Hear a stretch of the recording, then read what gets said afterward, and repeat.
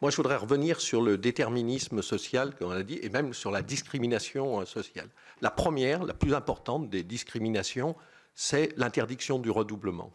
Moi, j'en parlais encore hier soir avec le doyen de la faculté de médecine de Lyon.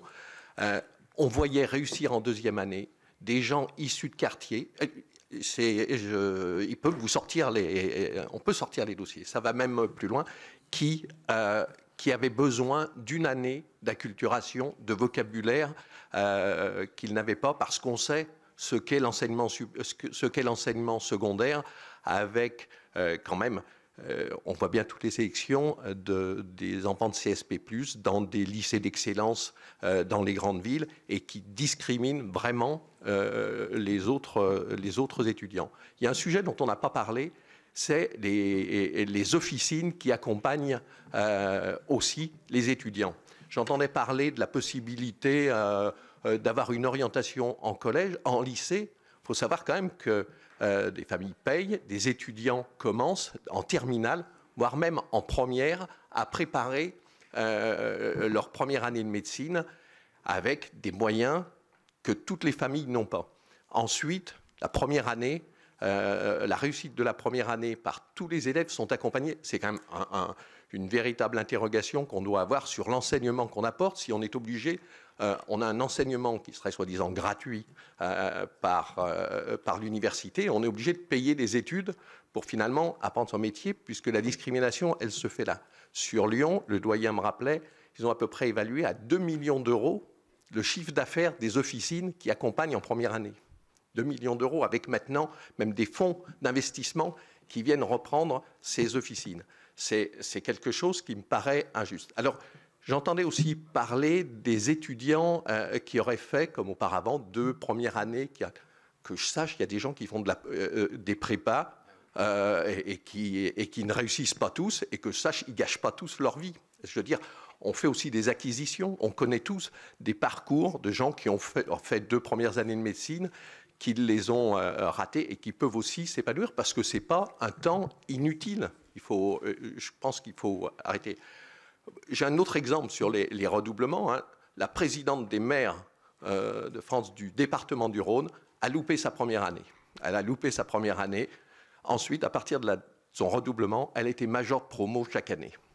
Et donc, la suppression du redoublement est quelque chose de discriminatoire.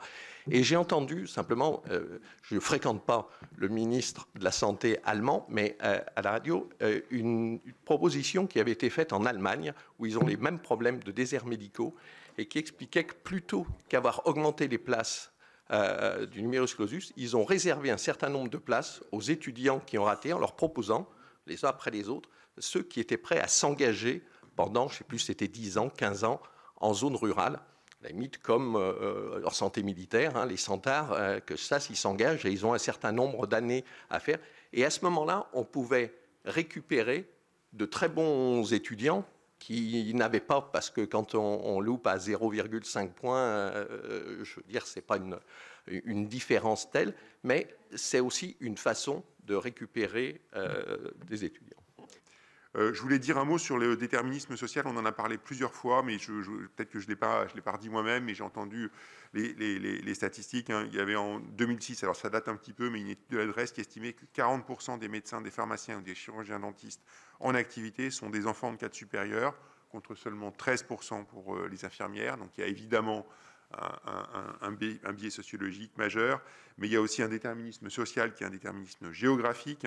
On sait que les cadres supérieurs viennent des grandes villes et des métropoles, et évidemment, on a aussi un intérêt dans la question des déserts médicaux, c'est que évidemment, les étudiants qui sont issus des milieux ruraux sont le plus souvent ceux qui ont une certaine appétence à s'installer justement dans les milieux ruraux.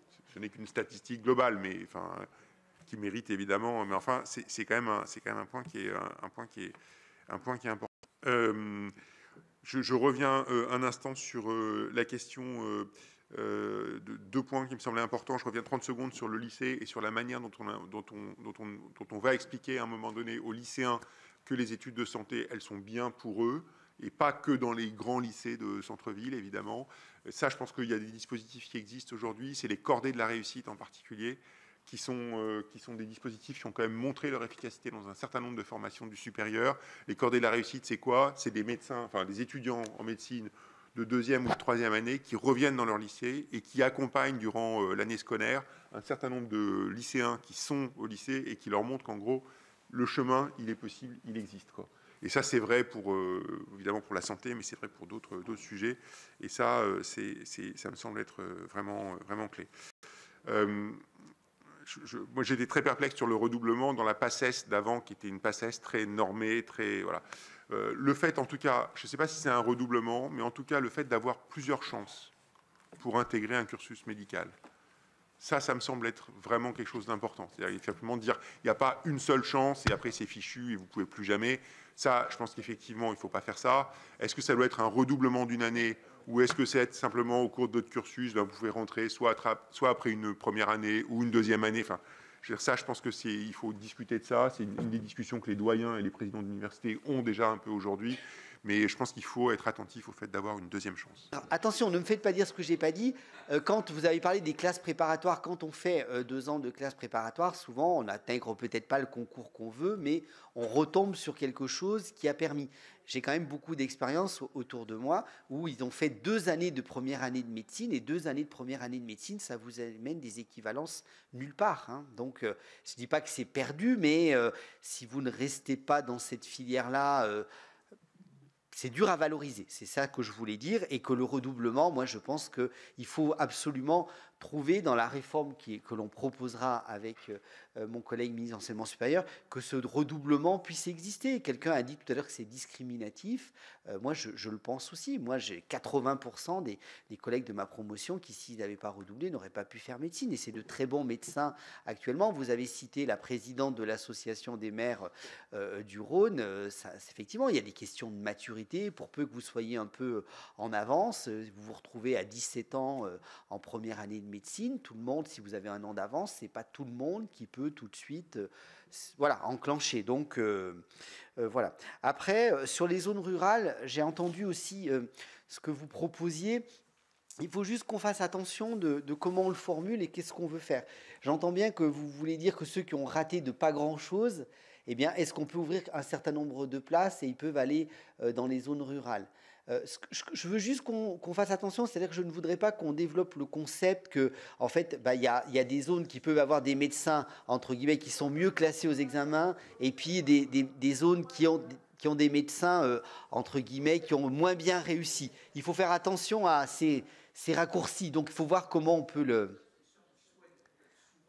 J'ai compris. Hein. C'est ceux qui viennent souvent des oui. zones rurales à qui manquent les quelques... Voilà, mais bon, disons que j'ai compris l'idée qu'il peut y avoir aussi un engagement d'un certain nombre déjà qui veulent peut-être aller dans les territoires, mais faisons attention pour pas non plus créer ces gradients urbains, ruralité, l'excellence dans les milieux urbains et puis voilà, dans la ruralité, je pense qu'il faut faire attention.